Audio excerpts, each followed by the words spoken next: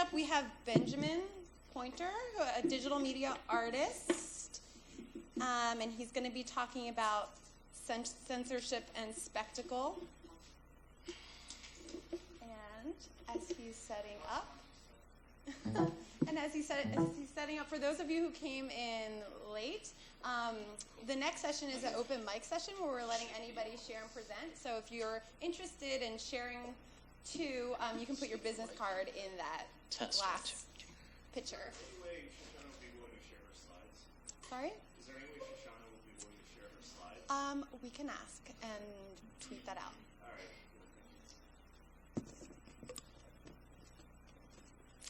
All right, ladies and gentlemen, thank you for coming. Greetings, New York City, and of course, let's make haste since a small time limit. I am Ben, to say the least.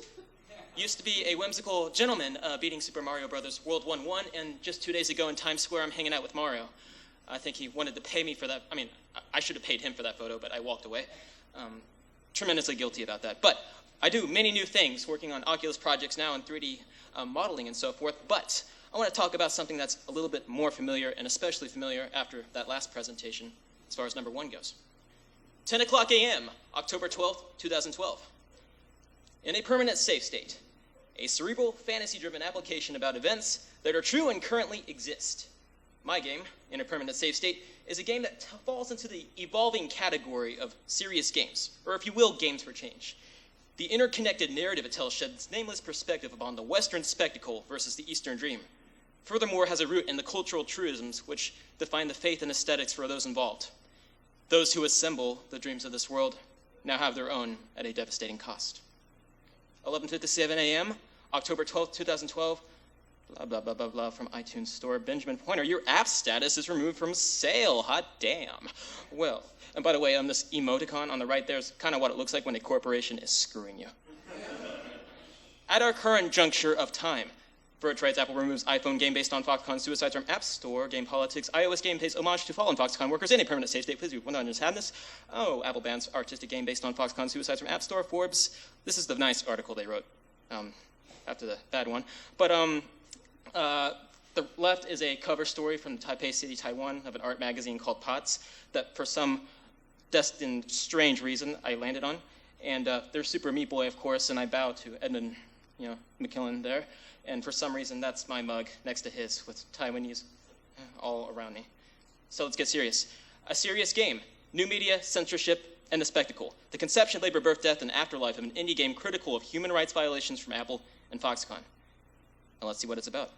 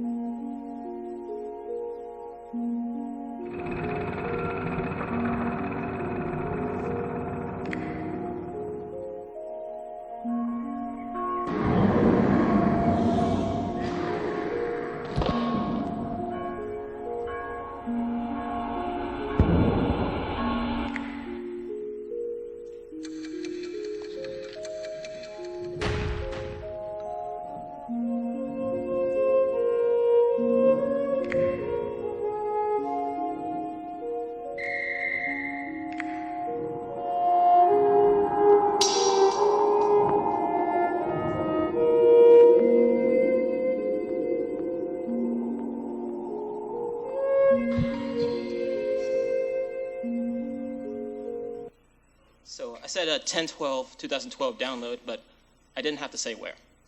But anyway, on the left there is promotional graphic for it, and if you mention this to the wrong ears, they will become upset at you, as they did at me, in a reference to kind of the Cultural Revolution, which kind of drawing parallels, I think the issue at hand might be something of a subcultural revolution, or especially was at the time. Kind of building up to the process of the game, 2 projects I made before, a JavaScript game that I wrote, which inserted a man into a Middle Eastern town where his town was blown to shrapnels of narrative and pieces. And it was his job after, I guess, the proverbial game over moment that he had to reassemble his narrative based on circumstantial evidence that we found of what he used to live in. So the seeds were kind of in there for the idea of experimental narrative. And then the next game, I went into politics and kind of addressed from a more concrete, more or less vernacular. I thought about a Guy Debordian spectacle, how commoditized kind of American life is. And I thought about, I did this narrative where a politician fell asleep. He drugged himself to sleep at a podium, like say even this very one right now, during a town hall meeting that were rioting against the politician. And it was his job in the 60 seconds until midnight, represented by 60 levels inside of his own dream, to dream of a solution to the school debt crisis, or else chaos would ensue forever. And so I arrived kind of at a certain point where I was researching kind of more into my newfound interest, and I came across an article on the Huffington Post that read hundreds of Foxconn workers stand on factory's rooftop threatening to jump. At first I was kind of reluctant to kind of read the article or kind of ingest it even because I was then especially interested in escapist pursuits. I'm a game person. I like the romantic idea of dreams, emotions, and nothing too related to reality. But then I read an update on the same article. Workers from this Foxconn plant manufacture Xbox 360s. And I guess that's when the Baudrillardian simulacra kind of broke for me and the proverbial penny dropped. So I kind of pushed onward, reading a report from Students and Scholars Against Corporate Misbehavior, Workers as Machines, Military Management in Foxconn, and going through all the details in detail, I eventually came to a list of the workers who had all taken their lives in the factory while assembling the devices, and so forth mentioned. And to say the very least, I think it personally struck me, and I was angry because, to give a little background, I used to work as a blue-collar worker, as a mover, paying my way through my BFA undergraduate degree in media. So it's like the parallels between what's physical and digital was present, but also the personal kind of existential dread kind of fermented right back to the top of those 110-degree summers and why should I be here? And so artists, the reference, in my opinion, the legendary Ida Stern, works UCLA, his installation at top left, practicing visual artist, Wafa Bilal. He has this internet game interface where you can press a button and you can shoot an Iraqi in an art gallery. And of course, Mr. Mole Industria, or Paolo Pedicini, whose talk I'm really looking forward to today, Phone Story. Talk about a spectacle in itself. But for me, this particular issue kind of struck home in a way, despite the fact that I'm white. I'm Japanese American, sort of. But for the most part, why should I be somebody to address this issue? But it was all personal and based on past memories, what drove me into it. So Game Seeds wrote this about the game. It's a game for smartphones which imagines the spiritual afterlives of 7 overworked laborers who have committed suicide, alluding to real-life events at Foxconn's electronics manufacturing plants. And the way I would say it is, it's an effort to return the Western dream, which is televised from these devices, laboriously made in these places, back to the East in most fitting, fantasy-driven form, even if those who deserve it the most are already out of the equation. And I began doing concept art, and it was right about this point that I made a drastic decision that I did not want to choose kind of like a common aesthetic. I wanted to do kind of traditional hand-drawn work that was reflective of more fantasy-type atmosphere. And because of that, my main punchline behind that was, I doubt that these particular workers were dreaming of the concrete rationales of their political or economic refrain at the time of their death. They were looking forward to, I guess, the next step in their life, rather afterlife. So I wanted to have a visual that represented that. Again, all the visuals in the game are hand-drawn by my own hand, sheet by sheet, animation frame by frame, and all scanned in by a sheet drawn off a light box that I found in the corner of my room, foot by foot. And there's a kind of a conversation between, again, the physical and digital. It's like these are hand-drawn, kind of laboriously so, but they are reinterpreted and colored digitally, so kind of balance out the idea and the concept at hand. And eventually I arrived at the level design itself, which were representative of the traditional hell scrolls in Chinese folklore, which were not entirely constructed to gain empathy for the deceased, but they were designed to make morals out of individual deaths. And I'm going to do a little bit of commentary over gameplay footage. And I'll kind of describe what's going to be happening. But we are actually at the end of stage 2 of the afterlife, or rather the game. Mr. Ma Jingguan saved the faces of the memories of his family.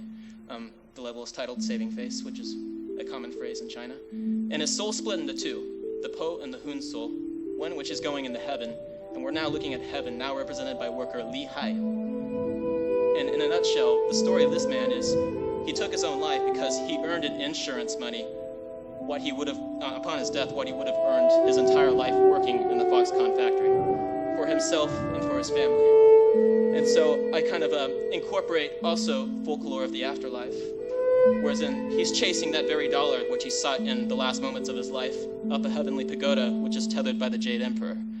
And I'm kind of approaching this idea that if you were a peasant and serf in real life, you would be so in this version of heaven. But if you were an emperor or a king in real life, you would again be so in this version of heaven. So even in death, you don't quite escape reality. So, ending the talk and coming to a conclusion, I wanted to install it in a physical type space. And so what I eventually did was I made an Apple store out of packing material. And the punchline behind this, all details aside, very simple. I wanted to have a monument that said thank you back to the East, because the way I see it, the Western dream comes in this packing material from the East, laboriously assembled. And so what I wished to do was build something, in the vein of a monument, but hardly so. It was inside an institutional art gallery to say thank you for making my livelihood as an artist, as an educator possible. It's like I wouldn't be this way without these wondrous things. I posed as an Apple worker with one slight annotation to my attire, logo-wise. And I also did a live performance with a local orchestra who composed an impromptu score of the game based on that sound clip you heard to the game played in full, 17 to 18 minutes, which documentation of which can be seen online. What now? I put it on Android. After all that. And it got nominated for an International Mobile Gaming Award, Best Serious Game. So upon that, further pursuits include an Oculus Rift title in 3D motion, kind of moving on from the mobile environment into virtual reality.